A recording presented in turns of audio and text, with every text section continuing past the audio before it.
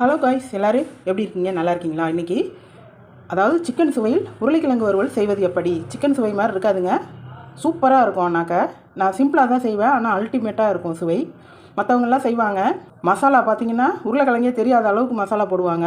அது எனக்கு பிடிக்காதுங்க அந்த மாதிரி செய்கிறது. சிம்பிளாக இருக்கும், ஆனால் சூப்பராக இருக்கும் நான் செய்கிறது. இந்த மாதிரி செஞ்சு பாருங்கள். சின்ன உருளைக்கிழங்காக இருந்தால் 4, பெருசாக இருந்தால் 2ங்க. இந்த மாதிரி இந்த சைஸில் கட் பண்ணி வச்சுக்கணும். பாருங்கள், ரொம்ப சன்னமாக கட் பண்ணாதீங்க. மஞ்சத்தூள் ஒரு 1/4 டீஸ்பூன் போட்டுக்கலாம். பெருஞ்சீரகத்தூள், அதாவது சோம்பு பொடி பண்ணி வச்சுருக்கிறேன், ஒரு 1/4 டீஸ்பூன். சின்ன வெங்காயம் இந்த அளவுக்கு கட் பண்ணி வச்சுருக்கிறேங்க, ஒரு 4 உருளைக்கிழங்குக்கு. 1 ஸ்பூன் தனி மிளகாய் தூள், வீட்டில் அரைச்சது. ஆனால் வறுவலுக்கு செக்கெண்ணெய் தாங்க பயன்படுத்தணும், அதுதான் சூப்பராக இருக்கும். புளிக்குழம்பு, மீன் குழம்பு, வறுவலுக்கெல்லாம் செக்கெண்ணெய், நல்லெண்ணெய் யூஸ் பண்ண. நல்லெண்ணெய் எவ்வளோ வேணாலும் ஊற்றிக்கலாங்க, ஆனால் நான் தேவையான அளவு ஊற்றிருக்கேன். ஒரு 3 ஸ்பூன் அளவு ஊற்றிருக்கேங்க. சோம்பு போட்டு பொன்னிறமாக வரட்டும். அடுத்து சின்ன வெங்காயம் போட்டு பொன்னிறமாக வதக்கலாம்.